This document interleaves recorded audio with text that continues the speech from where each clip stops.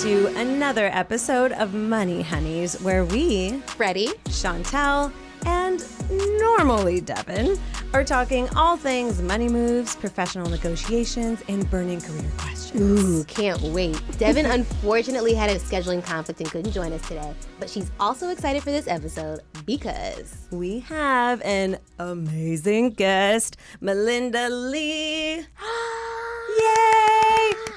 I mean, I literally guess we could have added a sound effect. Yeah. I didn't have to make my own. Our sound effects in the budget. We'll find out. Melinda Lee is a media and technology vet, having led many companies and brands through the digital media, tech, and content convergence. Throughout her career, Melinda has demonstrated an empathic, people-first leadership style that champions both diversity and sponsorship. Prior to joining Stage 10 as Media Network president, she was a senior executive leader at notable companies like BuzzFeed, where she served as its first chief content officer for their media brands, and legacy publishers like Meredith and Hearst, where she led the digital content strategy for the international brand portfolio and video studios, respectively. Need I say it again? Come on, resume.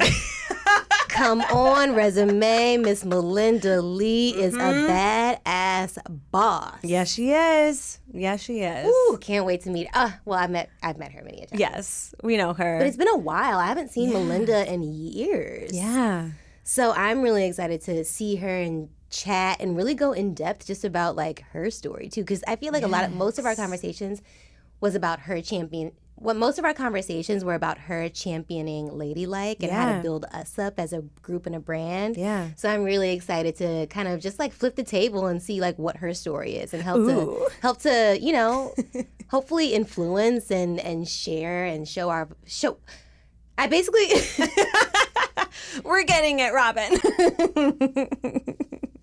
I'm excited for Melinda to come out. Oh yeah. Yeah. Oh yeah.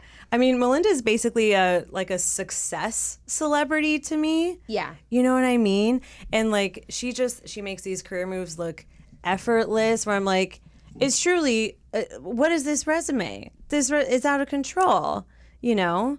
And so we're going to ask her all things about getting the job, keeping a job, and leaving a job. Ooh. It's all in art form. It really is. It is all in art form. It really is. There's a nuance to each part of it. Yes.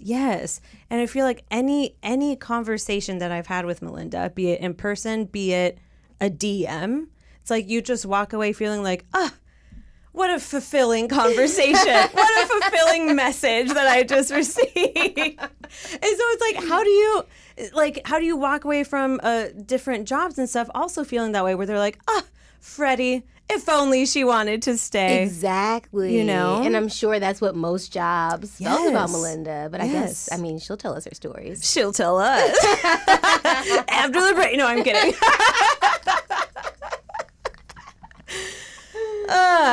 But first, Fred, how are we doing this week? Any updates? Any more DJ purchases? So this week has been pretty low key, money-wise. No new DJ equipment purchases just yet. Okay. Actually, yes, I did. I'm lying. True fans will know Fred is on a DJ hustle at the moment. You can catch her playing all around Los Angeles. Oh my gosh, all over the city. Just a girl playing music in the city. Well, I bought a microphone. Ooh. And I bought some carrying cases for my speakers so that I can carry them around to gigs safely and they won't break and things like that. So they weren't big purchases, but they were like, they were purchases. I probably spent about $200 collectively on both. Yeah. So I feel like I'm slowly chipping away at almost like kind of like my DJ starter kit of stuff that I'll need for gigs. So I'm feeling good about that. Yeah. What about you, Shanti? Oh, I mean, I took a little trip. My best friend Julie and I, shout out Julie. I don't know that she's ever listened to the podcast. She's never once commented like, love the shout out. I don't think she's listened to it. Okay. But you and your best friends can listen to it. Her her and I went to a show at Red Rocks in Denver, which was a bucket list moment for me. One of my favorite bands, my little white boy band, Bleachers. I've never heard of them. I'll play you some of their stuff. You'll like. It's just good ass music. Okay. And a lot of the lyrics, it feels like it's like, oh, like happy, cool, fun, like pop songs, but they're all about grief because he lost his sister at a really young age. Oh, wow. And so it's the happy, sad that really is just, that's where I live. It's up your alley. I live in the happy, sad, where I'm like, the hurt's so good. What's type the of show stuff. that you keep trying to get people to watch that's really sad that no one will watch? Okay. For years, I've been like, Freddie, here's a show that you need to watch that I know you'll never watch because it's too damn sad. But sorry for your loss. Yeah. It was a Facebook Watch show. Don't know how it got to Facebook Watch, but it was Elizabeth Olsen, pre all the like Marvel era stuff, where I first fell in love with her because she's so damn good. Anyways, it's all about loss. Catch us next week. Update, still haven't watched the show, but it's on the extended list. The extended list. It's on the B side of recommendations. That's such a clever way to say I'm never gonna watch it. But I mean, put that face away. If this is the thing, I like Elizabeth Olsen. Who doesn't? I do. So I'm so intrigued. Great. Yeah. She's just not on social media. Yeah. Doesn't care. She's like, what's a meme? Are meme and GIFs the same? And she just like actually means it. Anyways, so yeah, I went to Denver. And then aside from that, I've just kind of been like, all right, what's the next sort of like kind of career move that I want to do? Been doing branded directing for a while, and I'm just like, what's kind of that next step? And so that's why I'm really excited to also just be talking to Melinda about her career and how she's navigated her career, because it's like, you know, we could all learn a thing or two or three or four or 5, 6, 7, 8, 9, 10. Yeah, absolutely. I have so many just career questions as well, because it's just kind of like, I don't know, I feel like she has a lot of experience almost kind of switching lanes. Yes. You know, I feel like she hasn't stuck to the same exact type of career path with all the things that you named. Yeah. So I kind of see that for myself as well. Like I kind of see myself in a few different buckets. Yes. And I really want to know how to make that like work for me. Yeah. You're a bucket girl. Yeah. I'm a good old-fashioned bucket Good old girl. fashioned. Yes. So, without further ado, let's bring out Melinda and talk money moves after the break.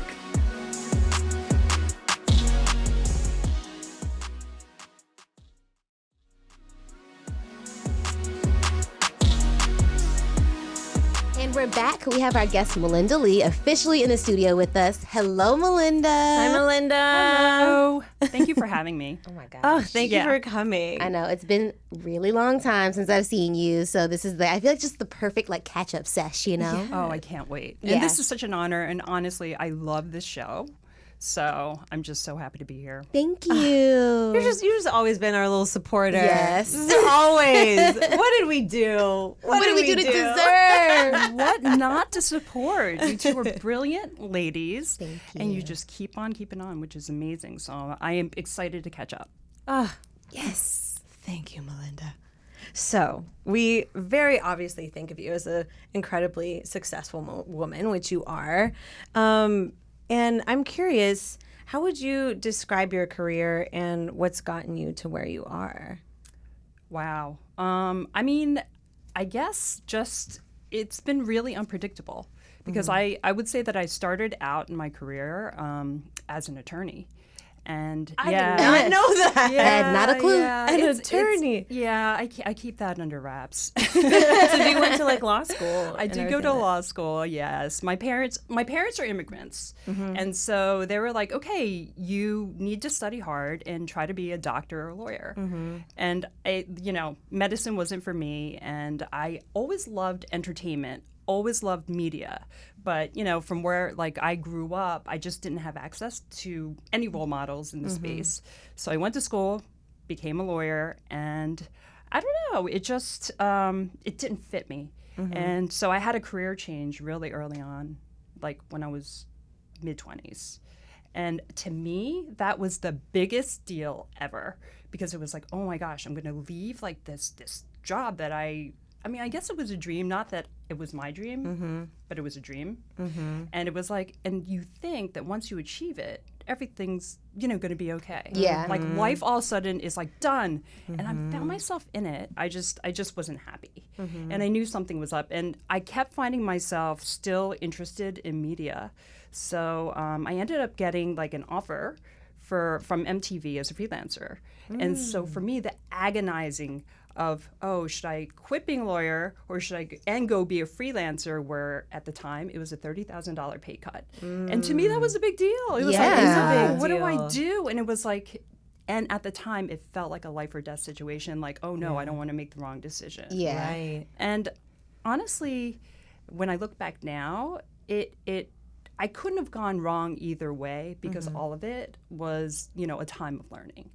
So I ended up leaving my role as an attorney, went to MTV. A month later, lost my job because the show that I went to got canceled.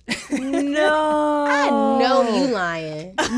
No. Lost it. But I managed to make a good enough impression that they hired me back as a staff position for another network. And so I left being an attorney. I got into licensing at MTV. And then eventually I just took anything that they would give me. And that's how I actually ended up with the experience in digital media, because it was the department that most folks didn't want to work on, right? Because everybody wanted to be a part of broadcast TV. Yeah. That's where the money was. Yeah. And Especially like MTV, very Yeah. like heydays of MTV. Yeah. yeah, it was a very cool place. Yeah. So it was, so that actually turned out to be my dream come true, right? At that age. And you'll see in different age groups, you'll have different dreams. Yeah. And for me, that was a realization of one of my dreams coming true. And I just took anything that they would give to me. I was in licensing. At the time, that was not a cool area to be in. That was, sort of like, okay, you're not in law, and what is rights and clearances and whatnot. And now you look at it now and it's like, oh, intellectual property. Wow. If you actually have a franchise or something, that you own the copyright to or trademark to, it's something that you can continue to monetize. Yeah. So that's how I actually learned, and got my foundation in media, which was MTV. And then after that, I left. So this all was in New York, right? Yes. Okay. So the firm you worked at was in New York. Right. As It was well in North as- Jersey. Okay, Right. okay. Yeah. And then I went into New York, and it was like, someday I will be here. It was really Yeah. just over the water. Yeah. and then I ended up there. And like I Yeah. said, it was really hard for me to make that decision. But when I made it, all of a sudden, waking up wasn't so hard anymore. Yeah. I started to care about how I spent my time. Yeah. And so it was very much a career match for me. And I never left media, even though I've changed roles with different companies and in different capacities as well. So I've kind of grown in media in different ways. I no longer do licensing. I'm more on the creative business side of things, which is my true love. And I gradually found my way to where I always wanted to be, even though, I started out as an attorney initially. I love it. I think one of my favorite takeaways from what you just said was like, and I've never thought about it this way, but it's so true. It's like you can have different dreams for different parts of your life. Like you can have one dream in your 20s, you can have a totally different dream in your 30s, a totally different one in your 40s, and it's okay to go after each of those dreams. That doesn't mean that you don't have direction. It just means you have a lot of different goals Yeah. and a lot of interests. Yeah. Even a different dream in high school, a different dream in college, Yeah. Yeah. all of that. So then, Can you imagine having a lot of dreams come true after a while? I know. That's looking kinda cool. great. Yeah. It doesn't yeah. have to last forever. Yeah. But you Right. actually, sometimes, have you ever been in a situation where you're sitting there and you're like, I never thought I'd be here? Yes. That used to happen to me all the time at Yes. MTV. Yes, that would happen to me at BuzzFeed. Yeah. Like, because I remember, we got hired as interns and then fellows, and then you hope to make full time after that. And I remember it being like, oh, I'm an intern. I just really want to be full time here. I hope that I can do it. And then I got it, and it was like, oh my God, A dream I did come it. true. Like that was that dream of that moment that just happened. And being able to like to realize that and say, oh yeah, this is what I wanted right now. And then sit in that and say, okay, what's the next dream? Yeah. You know? I love that. Yeah. And that's perfectly, I think, normal, and I think it's great. I think it's a great place to be in, to be able to look back and say, wow, like, you know, I never thought I'd be here. This is amazing. Here's the next thing I want to go for. Yeah. And you may or may not accomplish it, but when you do, it's like, whoa. So this is what it looks like from here. And that's okay. You know, Yeah. you can keep going. It doesn't have to be the same dream and only one dream forever. Right. I think I've always thought of it as like career goals and milestones. Yeah. And so that just feels a lot more like I have to achieve, I have to do it versus just Versus like, oh, this is my dream. I Yeah. really want this. I There's love just something that. so much warmer about the term dream versus Yeah. like goals. Yeah. Or it really like what are your goals is so different than like, well, what are your dreams? dreams? Yeah. Yeah. I'm so warm. Look at us already. I know. We're dreaming big. Oh my, dreaming big. I love this so much. So then what does success feel like to you? Being able to look back and then be able to reflect upon the decisions that you made. And also, if you can be proud of that person that you were while you were on that journey, then that's pretty great, right? Yeah. So basically, it's this whole idea of like future you, looking at past you, right? And being like, oh, yeah, those were the Yeah. right decisions. I'm actually like pretty proud of that person. Yeah. She did the damn thing. Yeah, yeah, I love that. And like even to go as far as to say like, yeah, I did this. I was kind to people along the way. Like I achieved this in an ethical way, in a moral way. You know what I mean? Like it's cool to just think about the way in which you achieved as opposed to just achieving as well.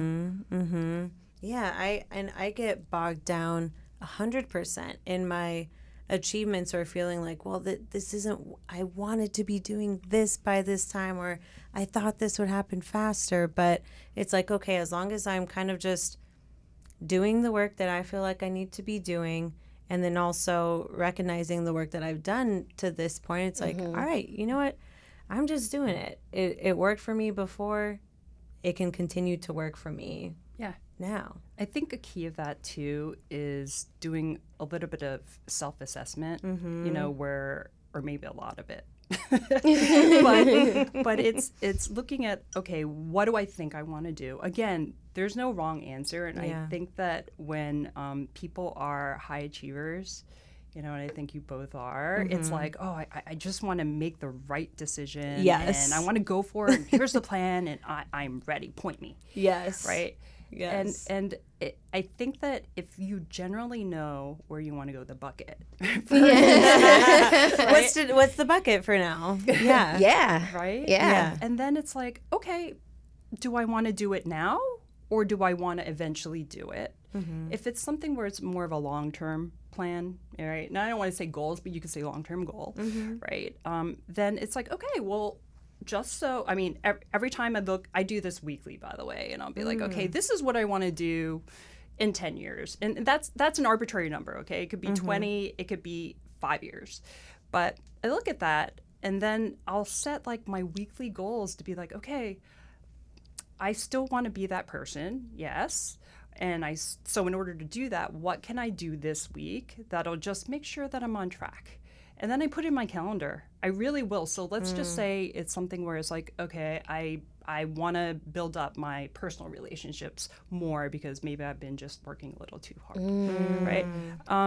What I'll do is I'll take a look, and it's like, okay, who haven't I talked to in a while? Because I want certain wonderful, amazing people in my life to build to just to make me feel warm, like you both did, right? and then be able to say, okay, like, what am I doing this week? And then I put it on the calendar, and I'll give somebody a call, or if somebody reaches out and they seem pretty cool and they seem like that, you know, they're interesting, they're kind, then I might just, you know, reach out to them and be like, do you want to go for a walk around the neighborhood, right? And I'll do that on a weekly basis, just to like put that in the calendar, for instance. Yeah. And then all of a sudden you look back a year from now and it's like, oh wow, like look at how far I've come, right? And that's just an example. There's other things, like if it is a career thing, for sure, it's like, okay, I really want to, I don't know, direct, or I really want to be a producer, but I'm doing this now, I'm writing now, right?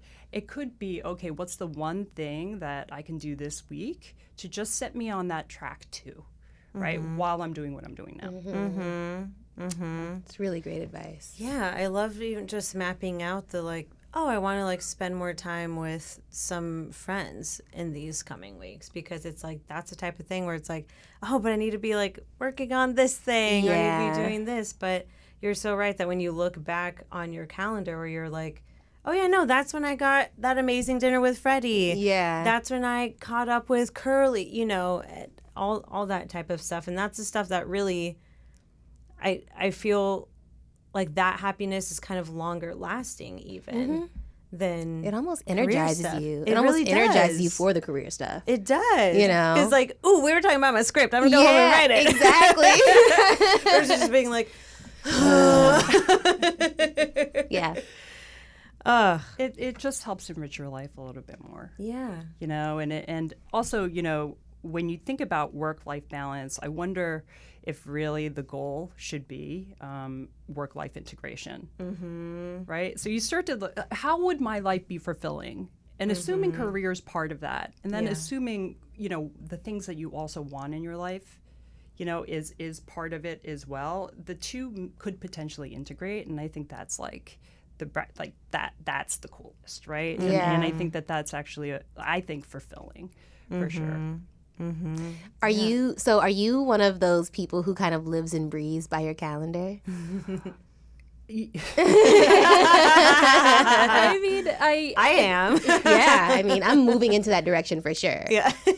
I think when I started doing the kind of like the overall life assessment and what I want to get out of, like if I look back and I'm like, okay, that was a full life. When I started doing that, that's when I started to break it down into, okay, what can I do, this week? I started to then put it on my calendar. And so then it was kind of, it was a big deal, right? It was just like anything else. It's like, nope, this is a priority. And so since then, I've really been working off of my calendar, and it's been, a really great way to sort of document the little pieces that you forget about. And then you look back, and it's like a little journal almost. Yeah, I did all these things. Yeah. Yeah, for sure. That's so cool. Do you have two? I'm really getting into I'm getting really into the nitty gritty of the calendars. Do you have two calendars, one business, one personal, or do you have one? Same. Okay. Yeah. Wow. Yeah. I now have one, but it's because I don't work at a company, so I don't have a work email. So I'm like, here's the one. I'm like, you know what, Melinda, I feel exactly the same. We do the same thing. But mine is choiceless. Yeah.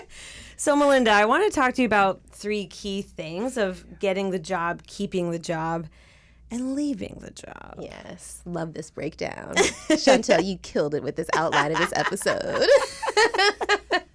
So you've been a president, a vice president, and of course an employee. In job interviews, what are some key things you look for in future employees? I look for, it really actually depends on the role, right? So oftentimes when I'm hiring for roles, the company has certain goals that they want to achieve. And so when I meet folks, I want to hire folks that we know can be successful there. Right, so I always start there, and I look at the team, and it's like, okay, how do we make this a little bit more diverse? What are the, and I mean that with skill sets too, and it's like, okay, we have a lot of extroverts. What would be a good balance? Somebody who's a little bit, more introverted, but when they speak, wow, Yeah, it's insightful, right? Yeah, and I also think that that's a really great growing experience for those who may not have the experience of being with a lot of different types of people. But I will look for the fit for the job, and also luckily, when you're hiring for roles, oftentimes you'll know where the company wants to go. So because you can sort of see a little bit into the future, when I'm meeting people, I will assess whether, I think that they can grow to be able to meet those needs or not. And I know that feels like that felt like a fuzzy answer, but it really depends on what the role is for and what the company needs are for me.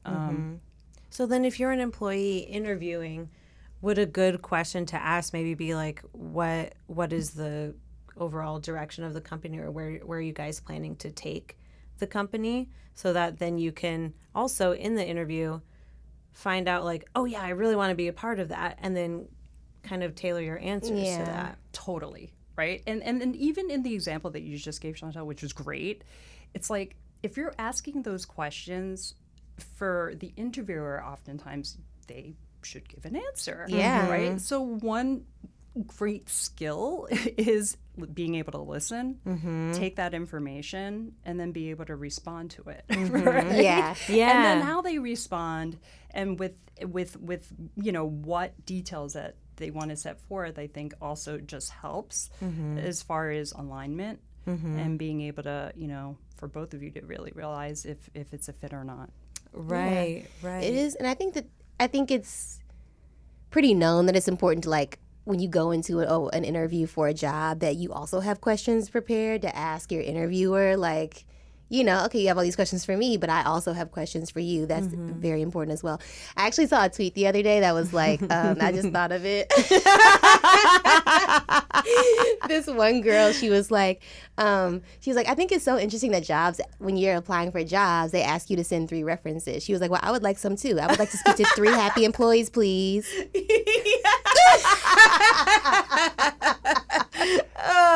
Do you agree? Like, do you think that's... So what say you? I agree 100%. Yeah. I think that when we interview folks, I think that they should also be interviewing us, because ideally you want it to be a fit. Like, nobody wants everyone to be putting on a different version of themselves, and then all of a sudden for it to be contentious. No, like, that's not fun. Yeah. Right? Yeah. So yes, I think that they should talk to other people within the company. I usually will, if it's a really strong candidate, I want them to speak to other folks, in the organization, and to ask them questions and for them to get a feel for the company. Yeah. So that's the right fit for them. Yeah, I love that. I've actually never done that. I've either. never. It never once occurred to me to do that. Yeah. So that's great advice. I love that. Yeah. How accurate would you say sites like Glassdoor are for folks who are trying to determine like the proper pay? I think it is it's a source of data, and I think that when you're trying to figure out what your market value is, you should really try and access everything that you can. So I would definitely check out sites like that. Yeah. I wouldn't make it totally like the letter of the law, though. It's a data point. It's a data point. And you can get other data points in other ways, right? So I think, talking to people who have similar roles, maybe at a competitive company, it would be good to get an idea there as far as what comp is. Another is if you know who the hiring manager is and what role that is. So let's just say that's a vice president in marketing for this type of company. Then, if you talk to other folks who also have that role, then they might be able to share with you generally what the salary band is. You can get an idea there. And the more you can talk to people who are similarly situated, I think the better, because then you can get a range. And you are including hiring managers in this as well, like reaching out to hiring managers at other companies and asking, like that's a thing. Yeah, I would say. I would say knock on the president's wait. door. I would say that would be great. Actually, that would be a fun world. No, it's more that chances are you probably know somebody who knows someone who would be really open to talking to you. Yeah. I usually make a point, if I have a friend of a friend who is interested in getting into a certain, position or role, I'll share some information for sure, just to, and I won't give like confidential information, but I'd say generally, here's the range that we worked with. Yeah. Then again, we're a mid-sized company, or we were a large company, or we were a startup. Yeah. And then you start to really get an idea, of what people are paying. And so you can feel more confident, I think, in negotiations in that way. Do you have any advice for people who just don't feel comfortable asking other people, how much, if they happen to be in a similar role, like how much they're getting paid? Because I think that people are actually more open these days to sharing their salaries, but I still think there's a large group of people who still don't feel comfortable asking. And like, I have friends who are like that, and it's, I think that there's something to that. I think that there's, we've been almost conditioned to like believe that that's a rude question to ask, but like, I don't know. Do you have any like specific advice for people who are just like, ooh, especially if they don't know that person that well, then asking how much they make in that role just feels a little like, Agreed. And I think that's why I was saying if you can target that person's manager, even at other companies, just to chat with, then you'll get that information. Okay.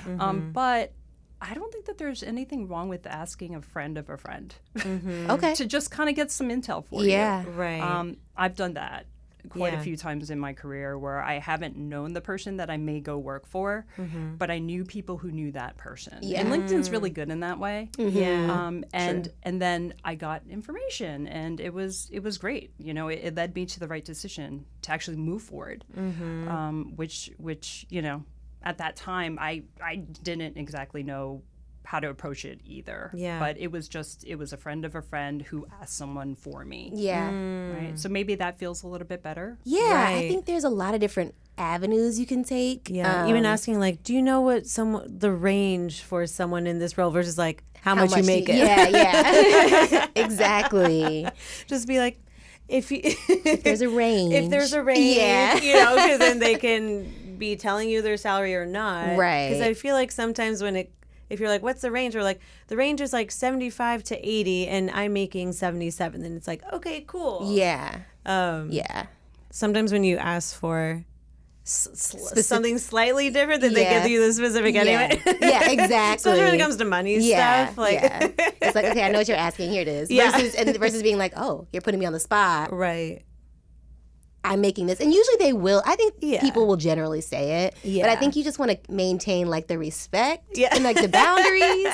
But I think that makes it like making sure the wording is like appropriate. And Right. even just like thinking about the relationship, like you said, Right. if it's a mutual friend or something like that, generally it's fine. So I Yeah. would say don't be too scared. I think that's the takeaway. I think so. Yeah. And it's also doing some research too, because understanding if it's a large company, mid-sized company, a startup, and then talking to folks and saying, generally, do you know what the range would be for this kind of a role?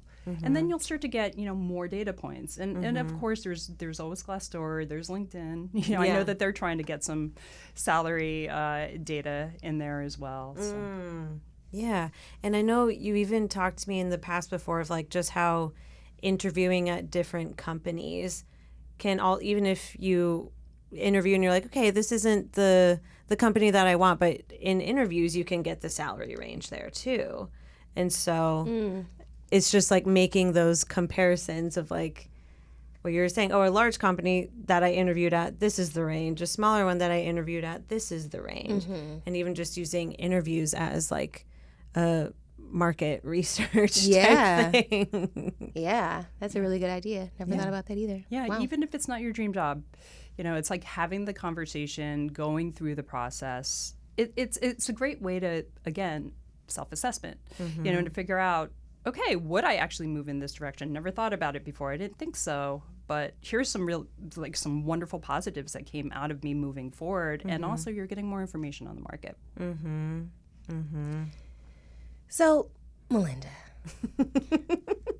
so say you get the job, right? You've like done the research, you're happy with, I guess you're generally happy with the salary range that you're going to be offered, XYZ. are there any packages that someone should be asking for in an interview process, or in terms of like, you know, the offer, right? Like a relocation package if you live in another city, or like, are there any other like random packages that people don't think to ask about that they could very well receive? Well, relocation is great, especially if, I mean, now that everyone's going back to the office, I think that's coming more into play. More vacation time, because companies do look at that as comp, right? So if you have 2 weeks vacation, asking for more, you know, like maybe an extra week, if they can't actually meet you where you want to be with your salary. Never would have thought of Me that. neither. Literally never. What? So if the number is not where you want it to be, you can kind of not make up for it in other areas, but there are other areas where they can be flexible. Yeah, easier for them to wiggle on. Yeah. And because, like, Americans, like, don't take vacation anyway. So Right. they're probably like, okay, fine. Yeah. But you're like, well, I'm going to take it. Yeah. Wow. Extra. Yeah. Okay. Yeah. And then there could be, depending on the company, equity. So there could be, you know, X amount of shares in the company. So that could be something, maybe a higher bonus, you know, percentage. Say they can't meet you where you want to be number-wise. Is it inappropriate to like ask for a bonus then at the end of the year? Like, No. say they don't do bonuses. Say bonuses is like not a thing, like not even like in the conversation. They can't meet you salary-wise, but you say, okay, if you can't meet me at 90, could I get like a 5K bonus at the end of the year or something like that? If you hit certain goals If or I something said- like yeah, that. yeah. Totally. Okay. Again, it depends on the company, but a lot of startups, maybe they just don't have it in the budget. But then if they have a good year, then I think, you know, trying to negotiate in, hey, if we hit a certain target, can I then get some sort of a bonus, you know, at that quarter or at the end of the year? Yeah. Right. So if like your job description is like you're expected, say like, okay, your team gets 5 million views.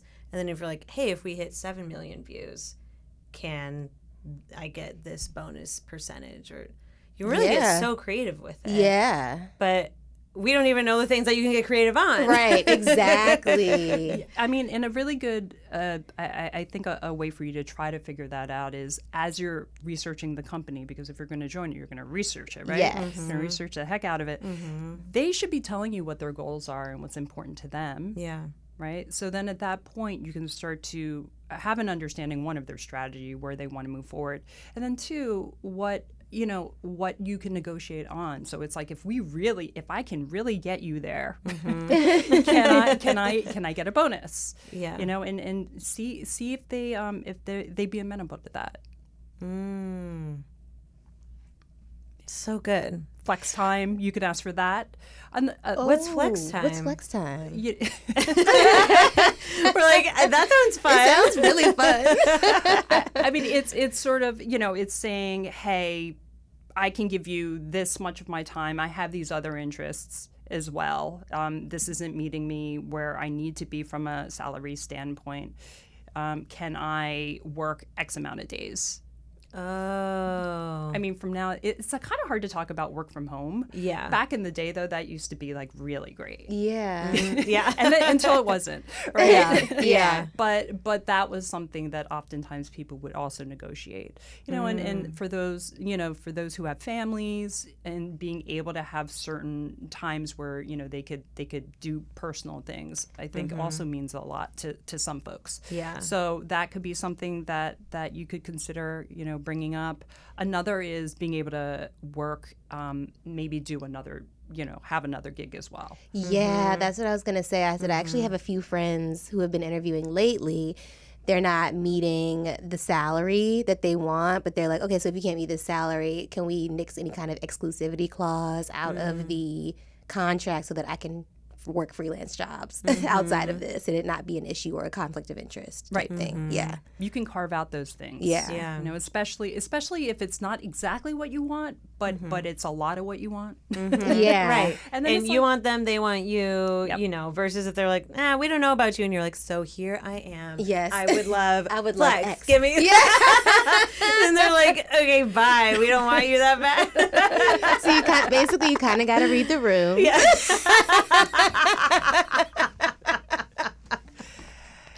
Fred and I are like coming in hot. Yeah, coming they're in like, hot. They're like, ma'am, this is a 2-day freelance gig. You have the list, right? Yes. You open it up, it's like, I mean, these are already such like amazing things that I wish I knew so long ago, know. but just didn't. Yeah. So I want to keep diving into now keeping the job as well as leaving the job. After the break.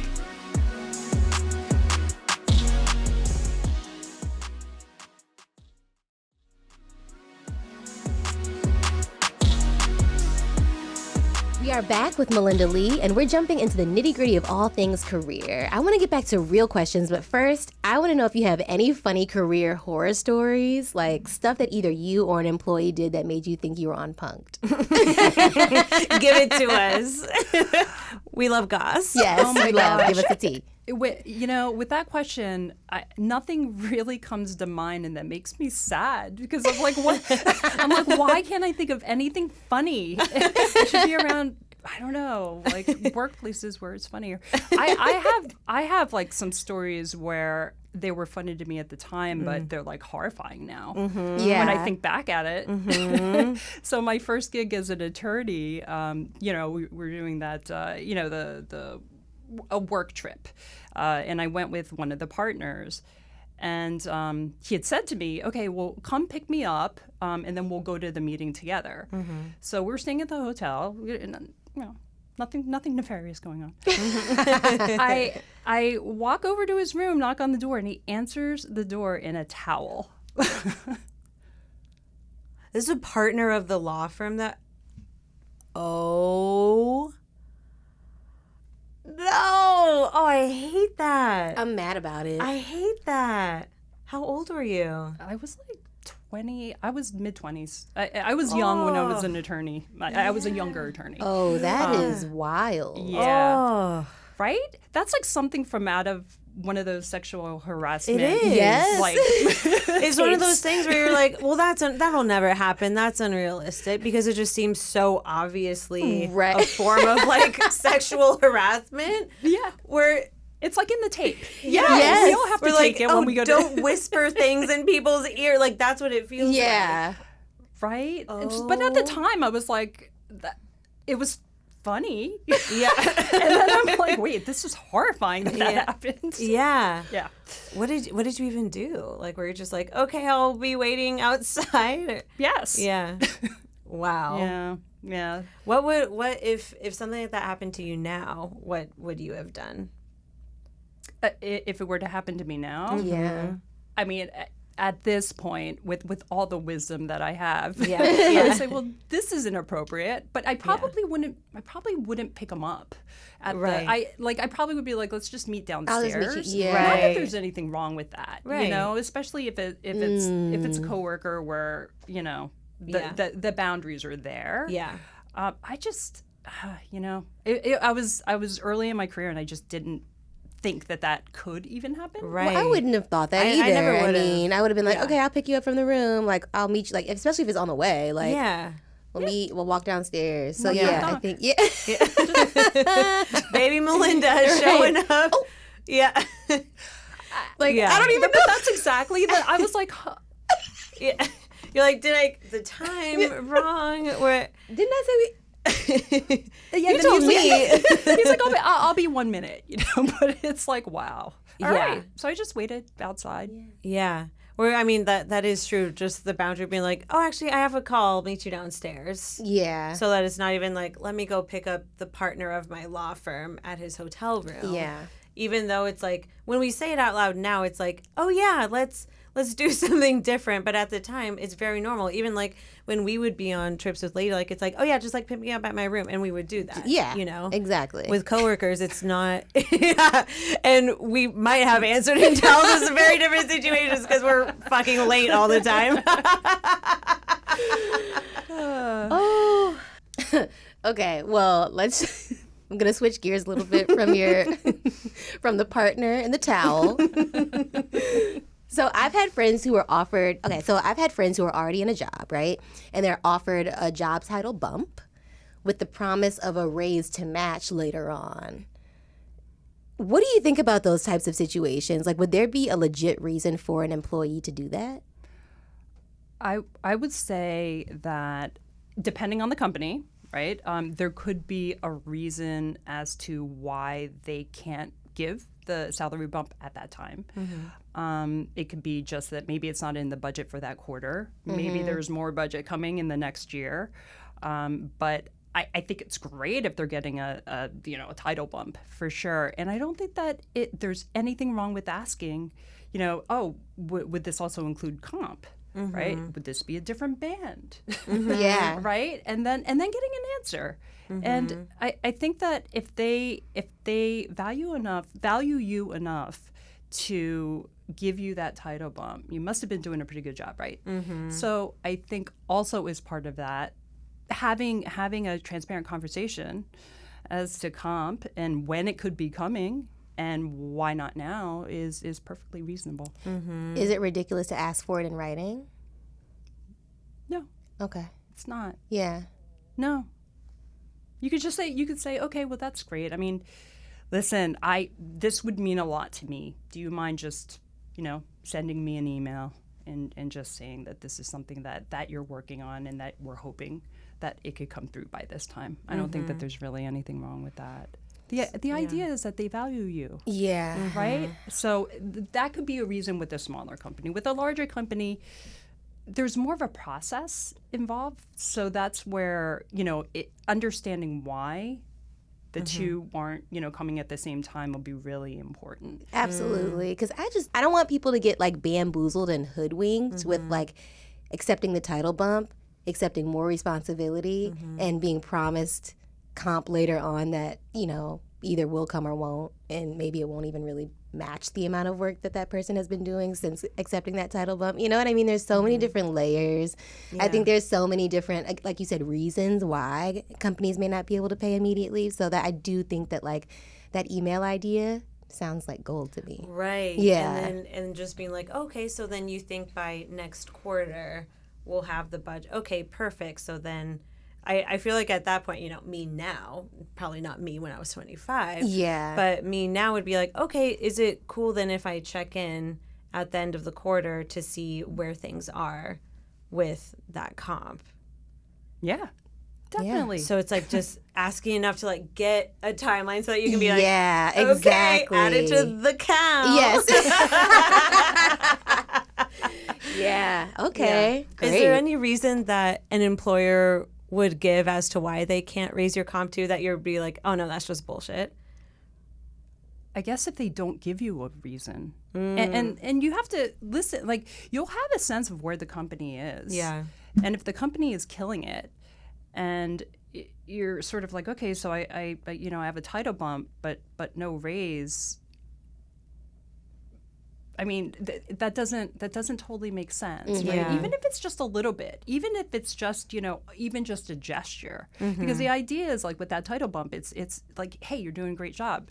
Here's a promotion. Yeah. Right? And then the other piece of it is that, or it could be something else, like maybe some sort of a perk or something. But the idea is really just showing that they value you and your good work.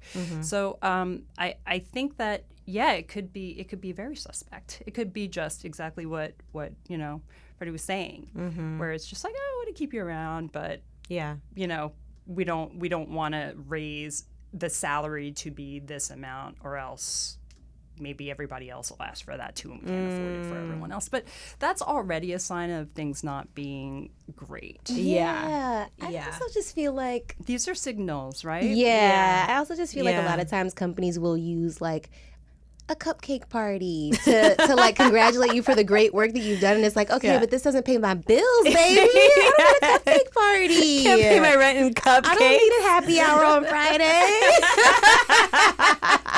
Right. And that's when companies, I mean, we could get onto a whole other topic, but that's when you really have to define what is a good culture. Yeah. It's more than cupcake parties. Yeah. It's how do people feel when they show up every day? Yeah. And what do they find rewarding and valuable, right?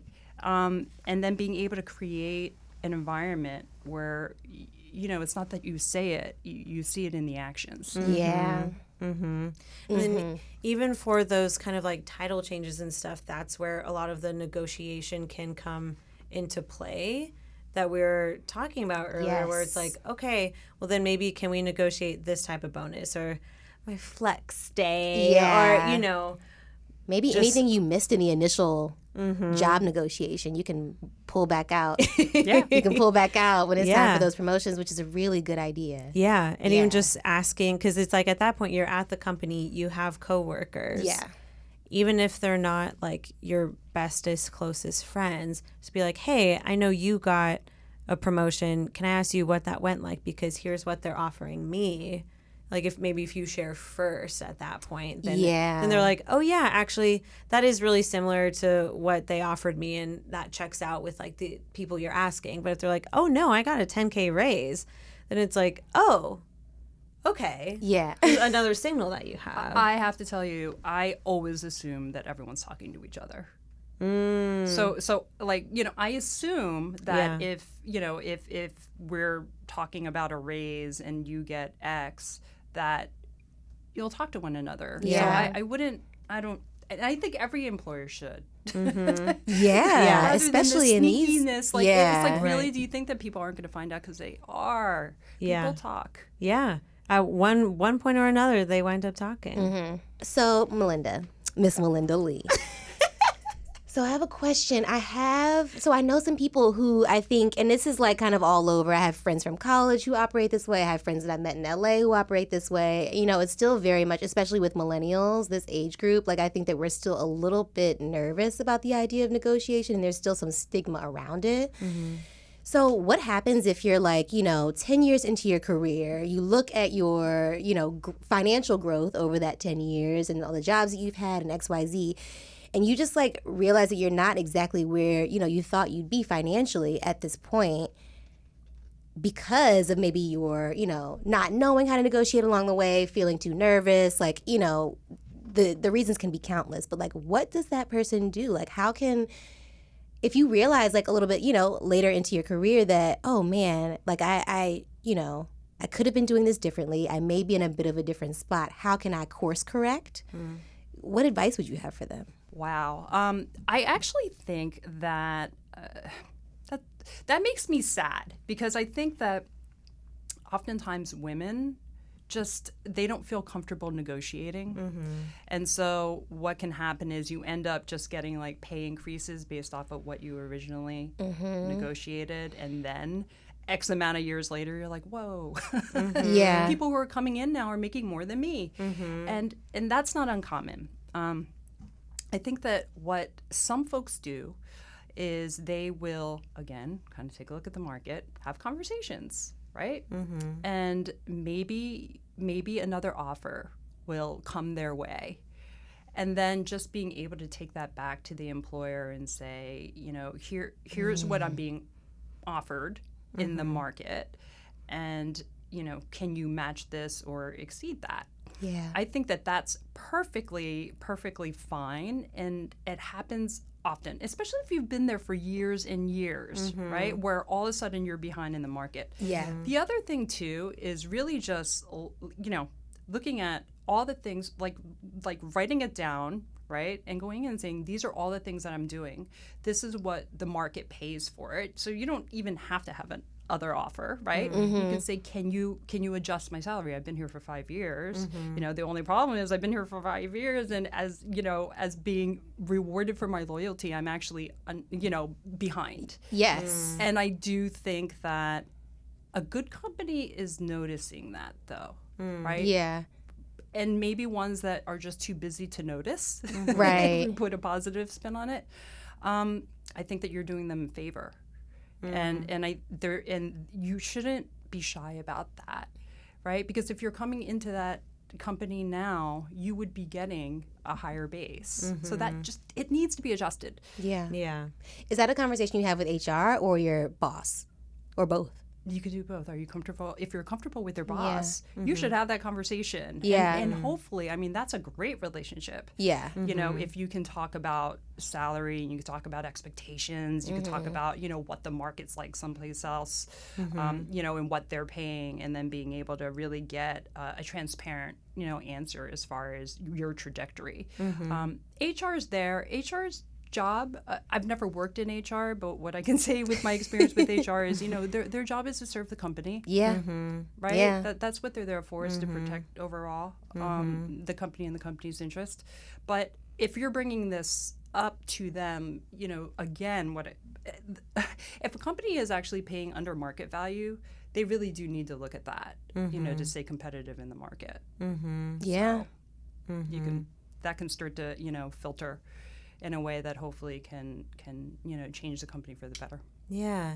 If in regards to negotiations, going a little off book here, where I feel like there's kind of a lot of confusion of even like the demeanor that you should have in a negotiation, where it's like, oh no, just come in there like how a dude would do it, or just come in there like come in super hot, you know, whatever. But it's like, that also doesn't feel like the right approach. But then you also don't, and this is just stuff that I know women are constantly thinking about, of like, how do I seem powerful, but I don't want to buckle, but I also want this, but then I don't want to come, I'm not a dude, I don't want to come, I don't want to be seen as difficult before we even start the job. Yes, like, and so it's like kind of the demeanor wise, especially for like a salary increase, or if you are like, hey, here's all the things that I've been doing and why I need a pay increase, like what's the best type of demeanor to have? Yeah, it's really layered when you're a woman, and if you're a person of color too. Yeah. You know, I think the most important thing is to figure out how you feel the most powerful. Like how you feel the most yourself and comfortable being able to ask for the things that you deserve. So you don't have to take on somebody else's style. It probably won't go that well. Yeah. You know? Right. And it's true. I think, you know, the stereotypical alpha male, you know, negotiation type is like, I'm coming in high. And then they're going to come in low. And then we're going to be in the middle. And you do have to read the room a little bit, you know, because sometimes I've been in situations where that's happened, where someone came in really high, said they had another offer. And I'm like, no, I really can only pay this much. So good luck. That's amazing. And they actually called me and they're like, you know, I've reconsidered. I'm like, okay, like let's try this again. Yeah. Right? Didn't read the room. You're like, right. you didn't have an Didn't offer. read it right. Yeah. I mean, even then, it was. I mean, if you did, great. Right. Take it. That's a great offer. Right. I can't give that to you. Yeah. I have it like what we said before. I have this much in my budget. Yeah. This is all I have, but. Flex. I can work something else out. Right. Yeah. So, but I think that if you're in a situation and you're trying to, you know, get up the courage to make that ask, I think doing a lot of research first and you know, laying it out. Here's all the reasons why I should be paid market value. So even think about what I'm just saying right there. It's like you're getting what really is owed to you. Yeah. So, but some of us are shy. Yeah. Right? Or some of us don't feel comfortable asking. And you're in a great situation when you have upper management recognizing what you're doing and just doing it for you, right? Yeah. That's the ideal scenario. Oftentimes people aren't in that situation. Yeah. Figure out like how you feel the strongest with your voice, right? Like who's me when I'm asking for these things? Because I either just got a bump, you know, in salary, or not salary, a bump in title, or they value me enough, and then just ask, but give the reasons as to why. You know, you don't have to come in with a certain attitude. It's you know, everything that you're laying out, it's facts. Yeah, like if you just come with facts and receipts, That's it. there's really nothing. Yeah. I think there's also a really powerful thing in just calling it like market value. Yeah. Whereas being like, pay me what I'm worth. It's Yeah, like, it's well, like- no, actually, I did the research. This is the market value, even within the company. Yeah. And here's what I'm not getting. Because then it's like, Yes. oh, market value. It feels like it takes the proper amount of emotion out of it. Yeah. So that the rest that you can give them is how you're feeling about stuff. Yeah, exactly. But it's all there, right? The facts are the facts. You're doing the work, and this is what you should get paid. Yeah. And then if they don't, ask why. And it's a conversation that needs to be had, right? And then that'll be really telling as far as, you know, the reasons as to why. If you're getting word salad where it doesn't make any sense at all, that's not a great sign. Yeah. Yeah. Or if they just won't negotiate and you're like, okay, but I'm like a great employee and all this stuff, then a reevaluation.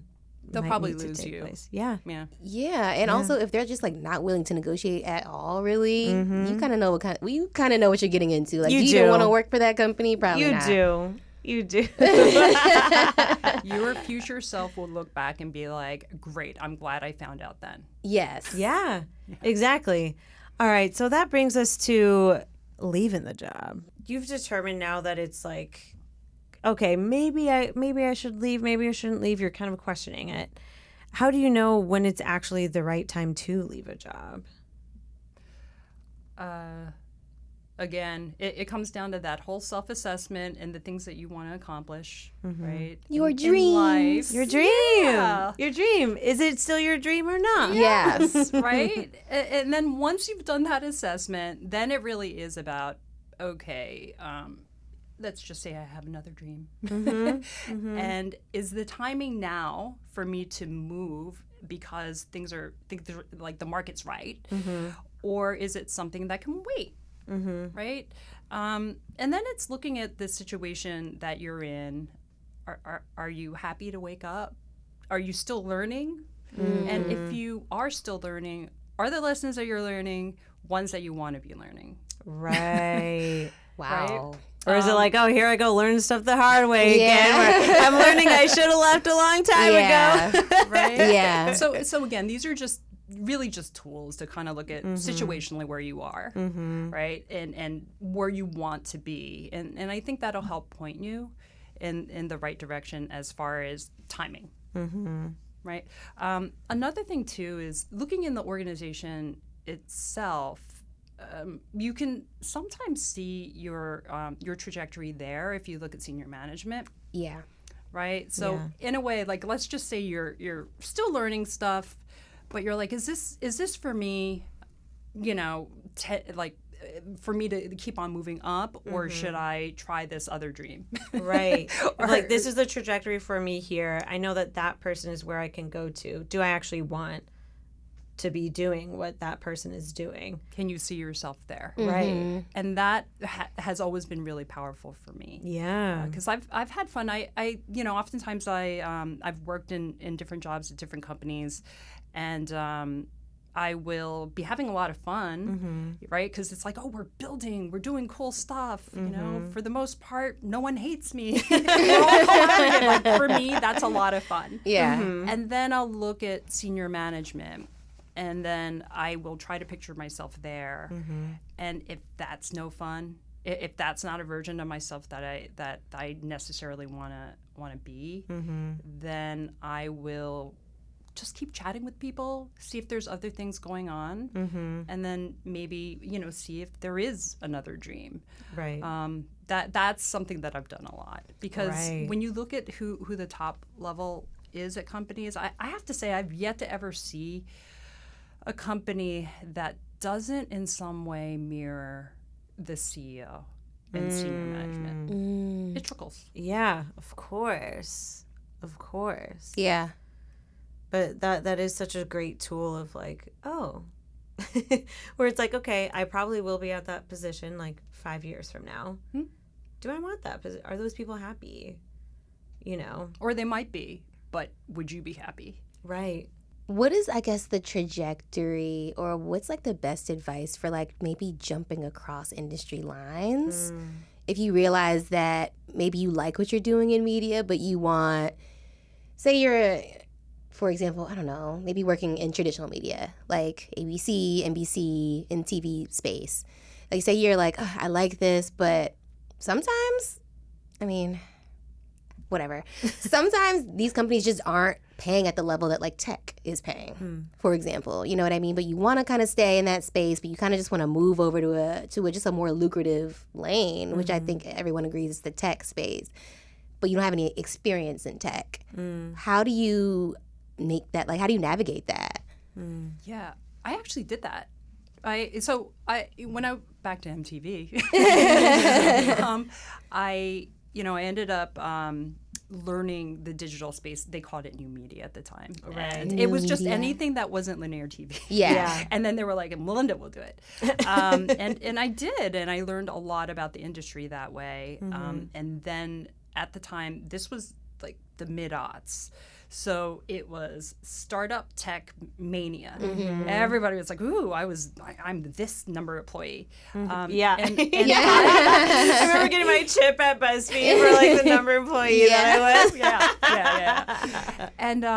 And so for me, a mini dream at the time was, I really want to go work for a startup. It's kind of funny now. It's like, I want to go work for a startup. Well, no, amazing. That's how I felt. I want to be in an open space. Yeah. That's amazing.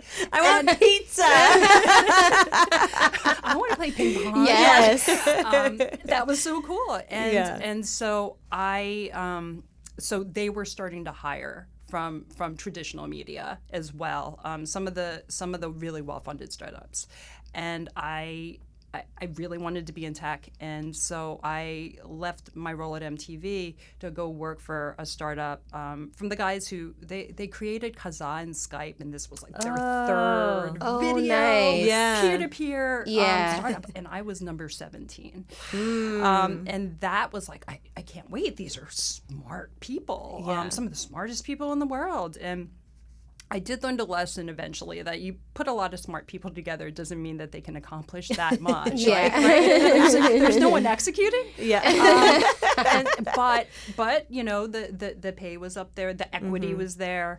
I gave it a shot, and I learned a ton because I learned how to work with engineers, and I learned how to really flex my communication style. I learned how to understand alignment with people who think differently, and in a way, it's not really about like building out your network or anything, like that. But I ended up meeting a lot of folks that I never would have met had I stayed in media.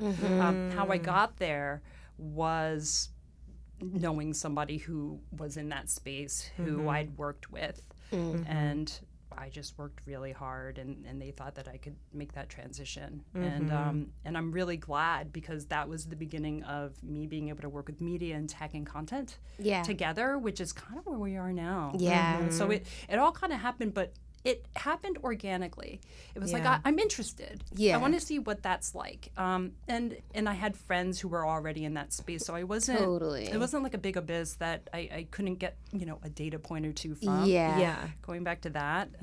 And so I took that leap, and that was a hard decision too. Like not being a lawyer anymore. This was like, oh, I'm leaving what was my dream. Right. And then what it was I don't know if tech's my dream, but it seems really cool, so let me figure it out. And that just adds again to just your experience base, and you do draw from it. Every step that you take, you draw from all the decisions that you've made. Hopefully when you look back, you're proud of who you were then, and how you did it. And it all kind of builds on each other. Right. And that's even just such a good point of like, number one, we should all try to be nice to people because it's good to be a nice person. But then the other thing is like, also, you never really know who, like, kind of what the next career step, you never know who that's going to come from. Or even people who will treat interns really shitty, or treat like assistants really shitty. It's like, it's literally no joke. Or it's like, no, one day that person that you think is so much lower is going to be hiring you. It's just true. That's right. And so it's like, it's just so true. And so it's like, not only be nice to them to be nice, but it's also just like, it makes sense career-wise to just try to learn from people and like appreciate people in whatever role that they're in.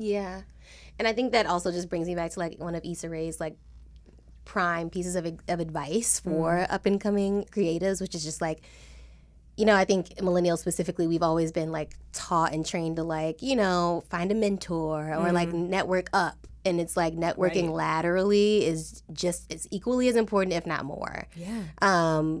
Getting to know your peers, forging relationships with your peers, because we're all going to end up spread out all over the industry, and you never know what direction it's going to go. And like, obviously, you have genuine and pure intentions, but it's also valuable to know that y'all are there to help each other. Right. You know?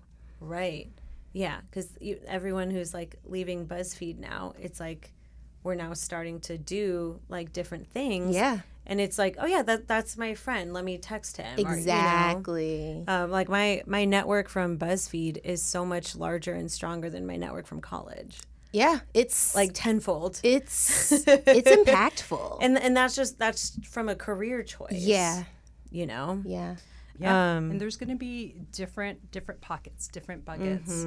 So it's I find that when you're in stressful situations with people, whether it's good stress or bad stress, but intense situations, and who you are and how you treat one another really creates a bond, and you start to actually you start to get a network of people that you would love to work with again. Yeah. And that's amazing, because that means that you had a really great working relationship where you produced some great stuff and you respected one another. And really, whether it's the media industry or any industry, it may seem really huge, but it ends up, you end up running into people again. Stuff is so much smaller than you think it is. I do have a question. I actually want to circle back really quickly. I know we're like inching up on 2 hours here. Yeah, this is fun. I'm like, it's just such a good conversation. So personally, I actually have had a tough time in general finding a mentor. Like Same. in this industry, I've reached out, and I know it's tough. Like I know that it's tough for people to like make the time and figure out like, am I even the mentoring type? You know what I mean? Like I understand that. How important, like, did you have a mentor in your career, and like, did it help or did it not? I've had mentors and sponsors, right? And I've been really, really lucky. I didn't set out to say, ooh, I'm looking for a mentor. I just, you know, my first gig out of law school, I was a clerk, and I worked for, you know, this woman judge in South Jersey, and she took a chance on me, honestly, and I have always been forever grateful. I've never forgotten her, Judge Ann McDonald. And then the folks that have given me opportunities in the industry, I have to say they've either been women, people of color, or LGBTQ, right? So, and again, I'm always thankful for those opportunities, and wherever I've gone, I've tried to create the same ones, because it's not so easy out there.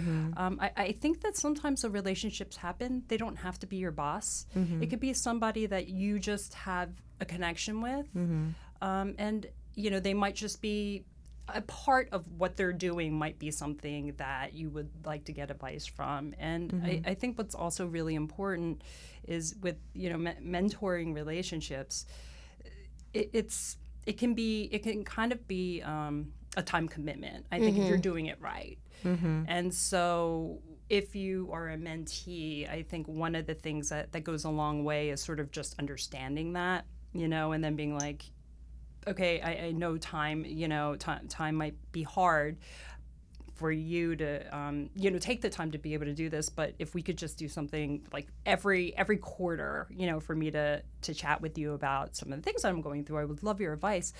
I think that people who are in that situation want to help. And if they just understand what that is, you know, and just what you're asking for, I think that you'll give them a job description. Yeah. What is it that you need? What do you want to do? That's such a good idea, because even like, because I actually don't think that I'm the mentoring type. Just like the word, it scares me. It feels like a lot of responsibility. It feels like, oh no, I want to make sure I'm leading you in the right direction. I don't want you to feel like you're wasting your time with me, you know?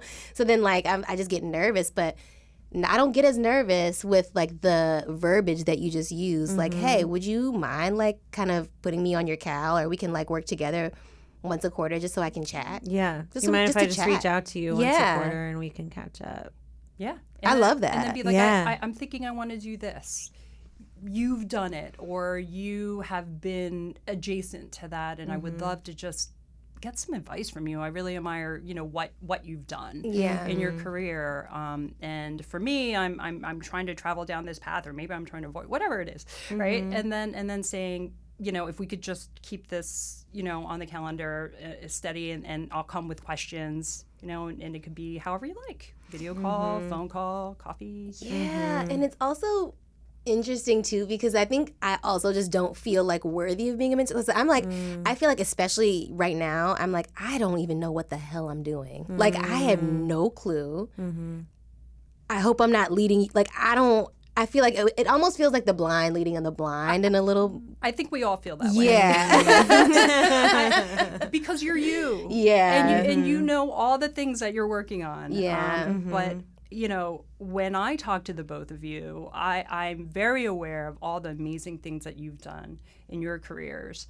And just as far as, the impact that you've made, just, from our BuzzFeed years, I know that is the case, right?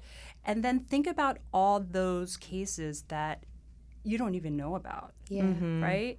And that happens too when you're managing people and when you're, sometimes you're a mentor, you don't even know it.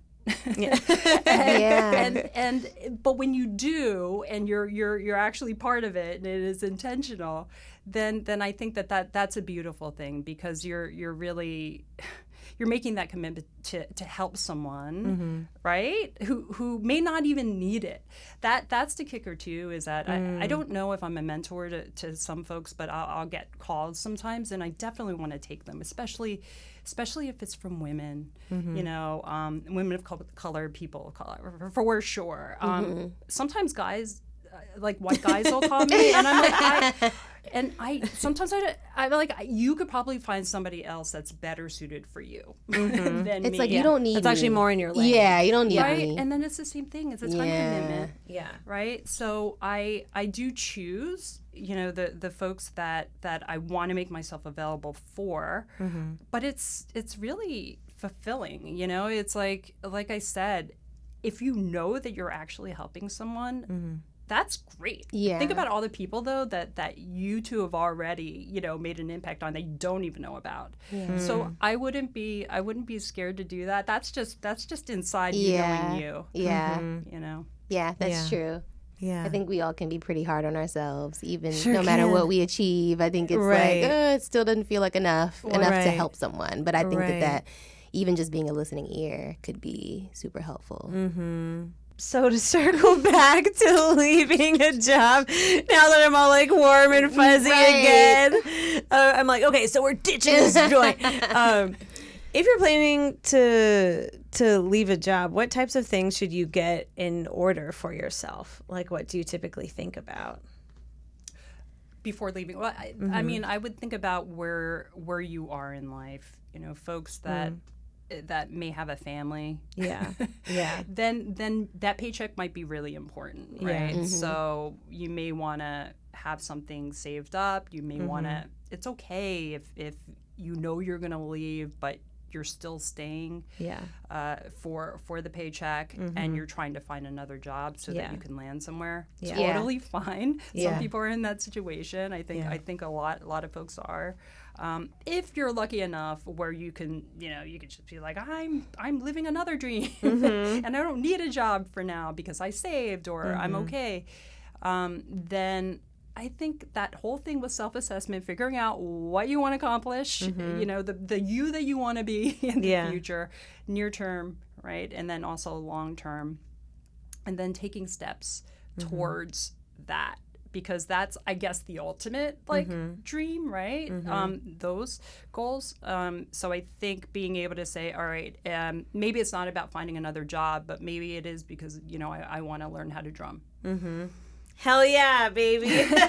and then put it on your calendar. You are practicing drumming. Yeah. Every day from 12 to 2. Yeah. And 3 months later, I want to be able to play this song or you know, or learn. I don't know much about drumming, but, right? But that's great and that's cool. But I would say have some sort of a plan. And if it's a plan towards a version of yourself that you want to be, that you think might make you happy or you're curious about, then try to take steps towards that. Right. Any advice for career-minded folks like yourself on something you wish you knew when you were just getting started? For me, when I was just getting started, I thought I had it all planned out. Going back to the lawyer days, which is so funny because I just don't really identify with that you know, that career anymore. But you know, I was like, I'm gonna go to school, I'm gonna try and graduate is you know, with the highest grades I possibly can, and I'm going to do everything by this age. And I was an attorney when I was like 24, right? My brain wasn't even formed yet, right? I think it like finishes forming when you're like 27 or 28. Wow. Did you know that? I didn't know it was I didn't that know that. old. I didn't know. I found that out. My therapist told me. I was like, really? Yeah. So it's still Of course, stuff is developing. going to be changing. Yes. Yeah. But for me, I thought I had it all figured out, and if I could just do this and accomplish being a lawyer, getting that job, right, that my life was going to be set. And I was wrong.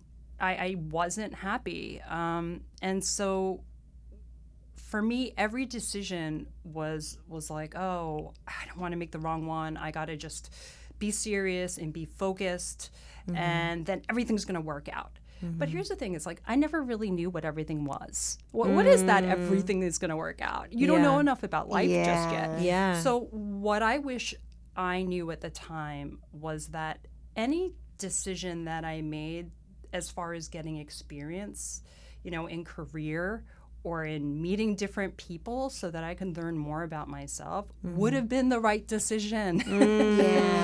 So it's not like, oh, you know, I come across folks a lot where it's like, this job or this job? I don't know which one to take. And you know, now that I have like some years in between, I'm like, it doesn't matter. It's the right decision. Yeah. Right? Yeah. So it's like, give yourself a break. And it's like experience. And if you find out you don't like the gig, you can always quit. Yeah. You leave. You just leave. And now you know how to leave. Yes. And now you know how to leave. And here's the other thing that I think people forget is that you can leave. And this was a really great piece of advice that I got when I left MTV to go to that tech startup. I was like, oh, a huge decision, new trajectory. And this one woman who actually was my mentor, she was assigned to me, said to me, I wish you wouldn't go, but you can always come back. I was like, you're right. Yeah. I didn't even think of that. Yeah. That's so true. Yeah. So then what are some like tips that you do, even if it's like when it comes to like an exit interview, it's like, how honest should you be in an exit interview? Like stuff like that. Yeah. Because I feel like you leave jobs so amicably where it's like, yeah, you can just come back and it's not weird if you come back because you haven't trashed the place, obviously, you know? True. Sometimes people do trash the place and sometimes come back. I've seen that happen. It's strange. I don't know. I think again it comes down to how you feel the most comfortable with you know the version of yourself that, you know, looking back, future you is like, I'm glad I said those things, right? As opposed to when you're kind of lost in the moment, like let's just say you're leaving because you don't feel like you were valued, right? If you put a frame on it where there were the happy times and then there were the not so happy times, probably what really happened is somewhere, you know, in the middle somewhere. But if you put on that frame of, okay, like when I was happy, what would I say, right? And then how am I feeling right now? Okay, if I'm not feeling great, it's like this is what I would say. And then feel like where you feel the most yourself. But I always like to put myself a little bit in the future where I'm like, when I look back at this day, because obviously it's you're leaving a place, so it's a milestone. It's like how would I like to be able to reflect upon how I acted then? And is that someone that I want to be able to be like, hey, I'm telling a story when I left this company, and I said, these things because they were true. And it either helped the company or maybe it didn't because no one listened to me, but I'm glad I said it. Yeah. Oh, what an amazing conversation. Yeah, this has been so great. I'm so illuminated. I'm like, maybe I want to get back into a full-time job. You're like, well, now that I've got I have these tools. Yeah, now that I have the tools. Now that I'm going to negotiate. Yes. You're like, I took a full-time gig. I don't work on Fridays. I have a 20% bonus. I have this. I have 10 weeks of vacation. Now that I don't work on Fridays. Yeah. I love could it. happen. I love it. Yeah. I love it. Yeah. Oh, thank you so much, Melinda. Yes, thank you so You much are for a being delight. here with us. Yes, it was a pleasure hanging out with you guys again. Yes. Thank you so much. Melinda, where can people find you? Where do you want to be? Do you want to be found? Do you? Good question. I mean, you can find me on LinkedIn. Love it. That's appropriate. Yeah. For this conversation. Melinda Lee on LinkedIn. Yeah. I think if you just type that in, you'll see me. I have an Instagram. Love I that. don't use it a whole lot, but Yeah. What's your Instagram handle? my karma rocks. My Karma Rocks. Cute. Yeah, I like love the it. food posts that you do. I'm always like, what's Melinda eating? Yes, and I eat a lot. Thank you so much. Thank you. Thank you. All right. And That's a wrap. that wraps up our interview with Miss Melinda Lee. Mm-hmm. How you feeling, Shanti? I'm feeling great. Yeah, I feel really good. Yeah. I feel how I always feel after I chat with Melinda. Yeah, I mean, is Melinda our mentor now? Welcome. I think she's our mentor now that she didn't sign up for. Yeah. But we hope you guys learned a ton today. Please use these tools when, considering new jobs. Talk to your peers. Talk to people in the space. Do your research. You have so many resources out there. Make sure you use them so that you can really, come out better on the other side. Yes. Yeah. And rate us on Apple Podcasts. Yes. And tell your friends. Tell your friends and tell your boss to listen to this episode. Yes. We're also on YouTube, y'all. Don't forget. Yeah, if you want to see our cute little faces, you can catch us on the YouTubes. Until next week. Bye.